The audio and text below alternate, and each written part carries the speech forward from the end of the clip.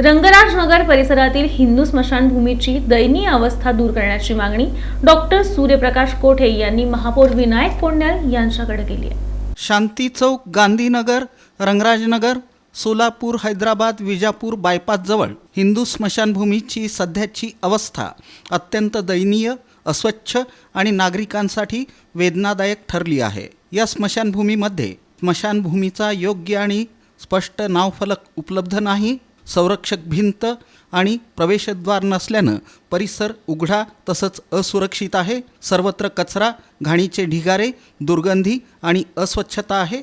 अंत्यसंस्कारासाठी येणाऱ्या नागरिकांना सुरक्षित, स्वच्छ आणि सन्मानजनक प्रवेशमार्ग उपलब्ध नाही। या गंभीर त्रुटी आढळून येत आहेत। अंत्यसंस्कारासाठी येणाऱ्या कुटुंबियांना या परिस्थितीमुळे मानसिक त्रास सहन करावा लागत असून ही बाब आपल्या संस्कृती, श्रद्धा आणि मानवी संवेदनांशी संबंधित आहे। स्मशानभूमी ही केवळ एक जागा नसून ती समाजाच्या सन्मानाची आणि संस्कारांची प्रतीक आहे।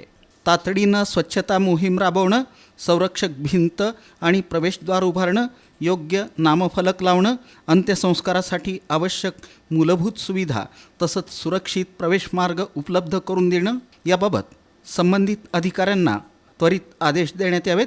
आपण या गंभीर विषयाची दखल घेऊन तातडीनं कार्यवाही कराल अशी मागणी डॉक्टर सूर्यप्रकाश कोठे यांनी महापौर विनायक कोंडाल यांच्याकडे केली।